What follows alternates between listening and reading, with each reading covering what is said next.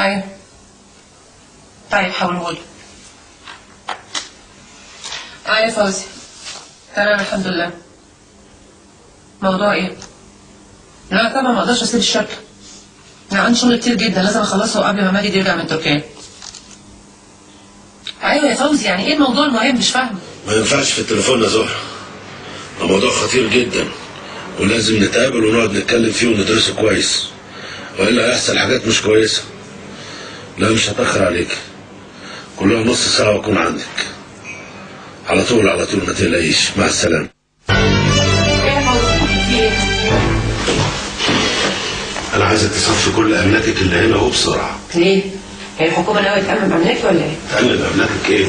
الحاج فرج جلسه الشهر الجاي وممكن يحكموا له بالبراءه. من اول جلسه كده؟ وليه لا؟ كل شيء جايز.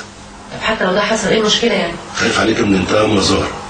انا لسه كنت مع منتصر وبيقول لي ان الحاج مصمم وراسه الف سيف انه يفضل ورانا وما يسيبش حقه، وعشان كده عايزك اليومين دول يعني تبعدي شويه لحد ما نشوف الامور هتسعى على ايه. طب وبعدين بقى؟ وشغلي هنا هعمل فيه ايه ده؟ شغلك هيفضل زي ما هو. اعملي لي انت رسل توكيل بالاداره وخلاص من الفيلا بتاعتك. هي مش باسمك؟ ايوه هو مسجلها باسمي بس العقود كلها معايا. خلاص سيبك من موضوع العقود، انا هتصرف اجيب نسخه طبق الاصل من الشهر العقاري. طب وشاليه شرم الشيخ؟ شاليه شرم الشيخ ده مش انت مشتريها بعد الطلاق؟ طب اصل يا فوزي ما انت اللي مسجلهولي. طيب خلاص. والمهم قلت لي رايك ايه؟ قولي الصراحه كده، الراجل ده ممكن يطلقني من ماجد؟ انا اكيد الصوت عليه. ما تخافيش يا زهر، مفيش حد في الدنيا هيقدر يفرقنا من بعض.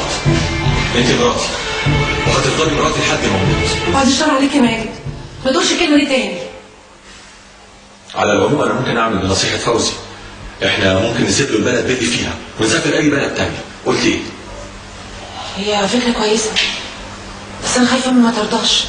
انت عارف ان انا حامل وماجد لسه صغير، انا محتاجاها جنبي قوي. ماما بتحبك ولو سافرتي هتسافر معاكي لاخر الدنيا، ما افتكرش انها هتقول لا. لا يا زهرة، انت عارفة كويس قوي ان انا نادرة ما سافرش الا عشان احج، والحمد لله انت هتسافري حبيبتي ومعاكي نوال وانا مطمنة. انا بقى هروح اقعد مع خالتك. ازاي بس؟ تسيبيني لوحدي يا ماما؟ ماما ده تموي يموك. وتقعد لوحدك ليه؟ ما تقعد مع مراتك بديعة بدعدع. اهل مراتك يونسوك. يونسوني فين؟ يا جدعان انتوا مش حاسين الاحساس اللي انا حاسه. انا حاسس وانا قاعد في الصوم، حاسس ان انا قاعد في الاخره. بص يا زهره يا عسل، انا مستعد هنا افضي ميه حمام السباحه ده وافرش واعيش انا وبديعه ونخلي بالنا من الفيلا. لا الفيلا هتتأجر، فوزي يعمل لها اعلان في الجرايد من بكره. وهتأجري الشركه كمان؟ لا فوزي عايزني اعمله توكيل بالاداره. يا دي فوزي يا دي فوزي، بقى تأمني فوزي ما تأمنيش اخوكي. يا ريتني كنت كملت تعليمي. ايوه مسكوا القط مفتاح القرار. قرار ايه بس يا اما؟ فلوس زهره فلوسي، دي اختي حبيبتي. لا فلوس زهرة فلوس ولادها. على العموم ماجد مش عايزني اشتغل هنا، عايزني اصفي كل حاجتي واشتغل بره. يا نهار اسوخ، يعني كده هرجع عواطلي تاني. يا ابني ارجع شغلتك في المجاري اللي كنت فيها. مجاري ايه ياما؟ مجاري ايه؟ ايه الريحه الوحشه دي واحنا قاعدين في وسط الورد؟ هرجع اخد 300 ملقوش تاني. ما تقلقش يا خليل، هبعت لك مهيتك كل اول شهر مع فوزي. يا دي فوزي، كل شويه فوزي فوزي فوزي، ناقص حلقه صورته في بيتنا. الله ما تتلم يا واد انت امال. على رأي المثل اكل ومحلقه. فوزي مش بيبقشش عليك من جيبه، كل ده من فلوسي انا. وانت بقى ناوي ترجع لشغلتك القديمه في المجاري؟ اعمل ايه؟ ما هي دي الشغلانه اللي انا فاهمها وحاسسها وشاممها. ده انا بسببها عملت اللحميه مرتين. بقى بالذمه يا ناس، دي اختي دي سايباك كده متعلق في الهوا. بالذمه انت مش ملزوم منها ولا ايه؟ هو انت مش اخوها؟ يا تكوكسه، مش كنت تقول لها تاخدنا معاها؟ تاخدنا معاها فين؟ لا انت عايزانا نقفل البلد اللي هي رايحاها. ليه؟ هي مش هتفتح مشروع هناك؟ انت فاهمه الحكايه غلط يا بنتي. هيعيشوا هناك بمرتب جوزها. امال فين الفلوس اللي كانت متنتله على قلبها قد كده؟ متنتله؟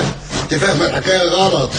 ده انا ما صدقت واقنعتها انها تبعت لي عرق كل شهر باكو كتعويض يعني. باكو بقى من 3000 ونص ل 1000 جنيه، ودول هيعملوا ايه يا حته؟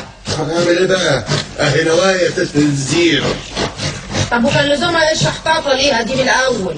قولي لامك، امك هي سبب الاعمال اللي كانت بتعملها لها.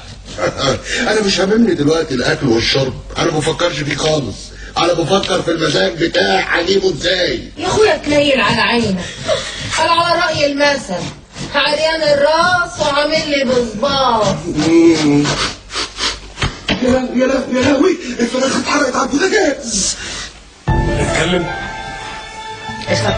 احب ابلغك تحيه تقدير واعجاب مبعوثالك عشان النجاح الكبير ده. متشكرة. الحقيقه مدام زهره محدش كان يتوقع انك في المده القصيره دي تحققي النجاح الكبير ده. الحمد لله، التوفيق من عند ربنا. وافتكر ان التوفيق ده مدعوم بفلوس احنا عارفين مصدرها كويس. والله انا ما حطيتش ايدي في جيب حد، كل ده باجتهادي الشخصي. اي نعم خدت قروض من البنوك لكن سددتها كلها الحمد لله. ومين بقى اللي سهل لك كل القروض الكبيره دي؟ مش احنا يا مدام؟ وش معنى؟ ما في ناس كتير جدا خدت قروض وفلسعت بيها على بره. انا الحمد لله ما عملتش كده ومش ناوي اعمل كده في يوم من الايام. عموما يا مدام احنا اديناكي فرصه عشان تشتغلي وتكبري شغلك وبعد كده هنتحاسب. المطلوب ايه؟ انت فاكره الشروط اللي انا قلتها لك قبل كده بالنسبه لمجموعه فرج ابو اليسر؟ طب لو قلت لا؟ هترجعي زي ما كنتي وهنقف ضدك. احنا قوة لا يستهان بيها في مجال رجال الاعمال، واظن انك عارفه كده كويس يا مدام. يعني الكلام اللي انت بتقوله ده بقى احطه تحت بند التهديد يا استاذ كمال ولا ايه؟ وليه تعتبريه تهديد؟ ما تعتبريه اتفاق.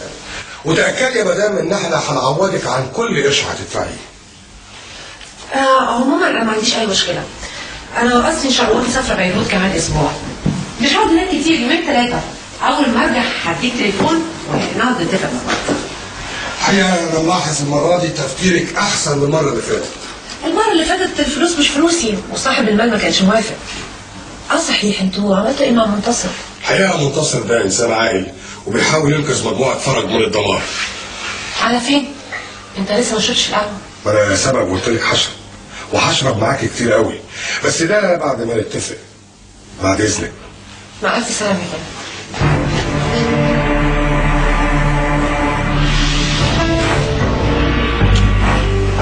تعالي نقعد بسرعه.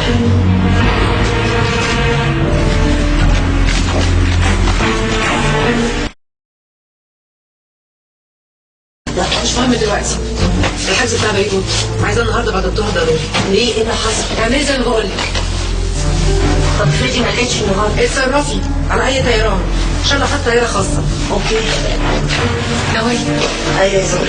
مش عايزه جنس مخلوق يعرف ان انا سافرت النهارده، واعملي حسابك كلها يومين 3 وتحصلي.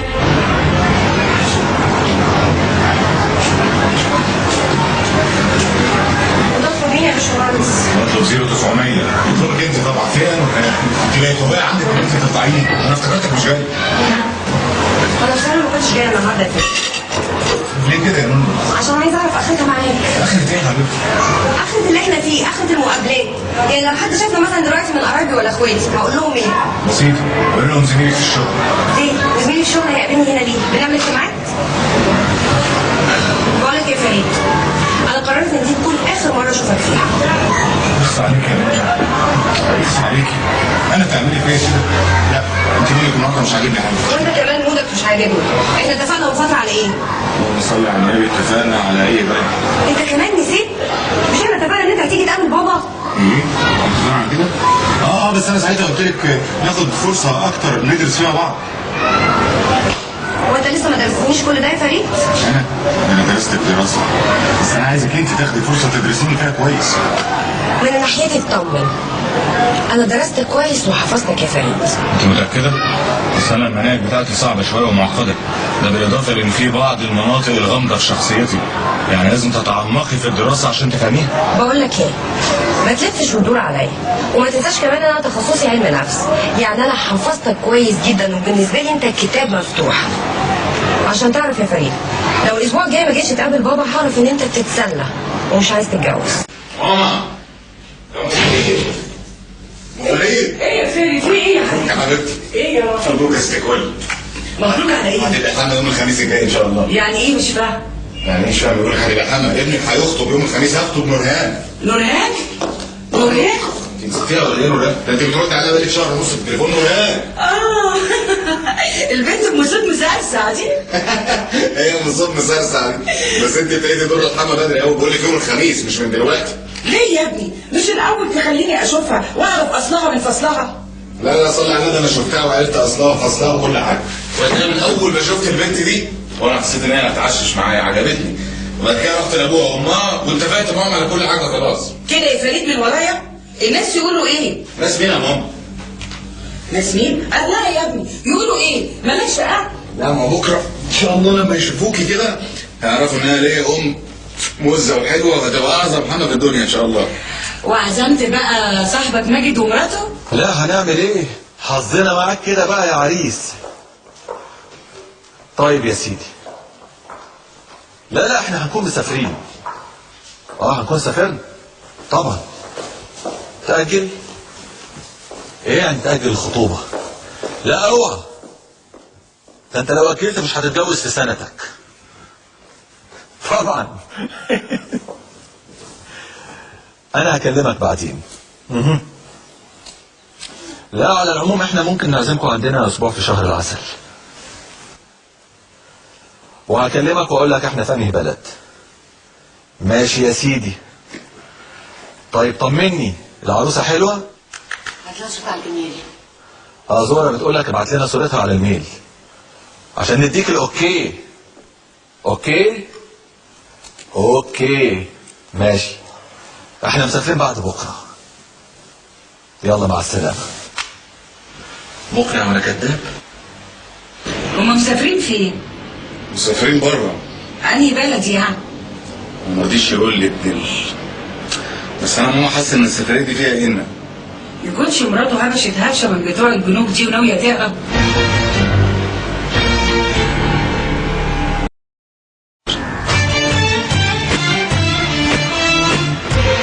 ادينا جبنا الفيلا يا ستي. حلوة قوي قوي قوي قوي. وايه رايك بالمنظر ده؟ حلوة قوي قوي قوي. انا بقى عندي اقتراح.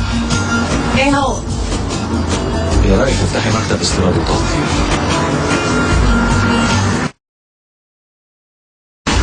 طب هصدر ايه وهستورد ايه؟ ممكن تعملي دراسه في السوق، تشوفي ايه الحاجات اللي مش موجود منها دي تستورديها، والحاجات اللي موجود منها كتير دي تتصدر. حاجه بسيطه يعني.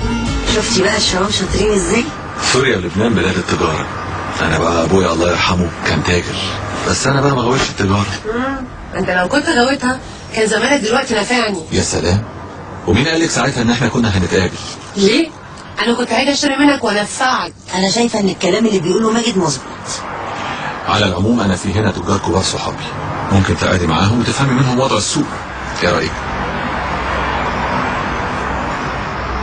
شوف، انا بصراحه انا مش فاهمه انت عايز ايه بالظبط. الخطوبه اجلتها كل ده، انت ليه عايز تاجلها تاني؟ انت قصدك الشبكه؟ الخطوبه خلصت خلاص. الخطوبه خلصت امتى بقى ان شاء الله؟ الله، انا مش جيت لكم البيت وجبت بطيخه وقعدت مع ابوكي؟ كان اسمه ايه ده؟ اسمها تعارف وقرايه فاتحه. ما هي قرايه الفاتحه في اللغه العربيه عن خطوبه. اوكي انا موافقه. امال ايه بقى اللي انت اجلتها؟ الشبكه قلنا. طب انت عايز بقى تقدم الشبكه امتى؟ يوم كتب الكتاب ان شاء الله. انا بصراحه مش فاهمه منك اي حاجه ومش عارفه انت عايز ايه بالظبط. يا نونا في ايه؟ انت ما رحتيش عمرك مع واحده صاحبتك كان كتاب في مشيخه الازهر؟ دايما بعد ما يكتبوا الكتاب يقولوا عايز تطلع الشبكه ونلبسها على العروس على طول. لا يا حبيبي، انا اللي اعرفه ان في حاجه اسمها خطوبه وشبكه، يعني العريس بيخطب وبيقدم شبكه ويلبس العروسه دبله في ايديها اليمين، وهو كمان بيلبس دبله في ايديه اليمين، بعد كده بيكتبوا الكتاب وبينقلوا الدبله من ايديهم اليمين لايديهم الشمال. الله، ايه اللخبطه دي؟ ايه اللي كل شويه يعملوا ايديهم كده والعسل بقى ويقعدوا ينقلوا الدبل؟ امال لما يخلفوا يحطوا الدبل فين؟ فريد انت يظهر عليك مش عايز تتجوز، وانا كمان يظهر اني بضيع وقتي. يخص عليك يا نونا، بقى بعد كل اللي انا عملته ده جاي تقولي مش عايز تتجوز؟ كل اللي عملته ده؟ انت عملت ايه؟ ده كان مجرد تعارف وقرايه فاتحه. يا فريد انا عايزه ابقى خطيبتك رسمي. طب ما انت خطيبتي رسمي، تحب اكتب لك ده في البطاقه؟ لا انا قايمه يا فريد. اقعدي بس لسه هنتغدى. هو احنا هنقضيها بس غدا؟ لا، عشا كمان وسحور لو تحبي.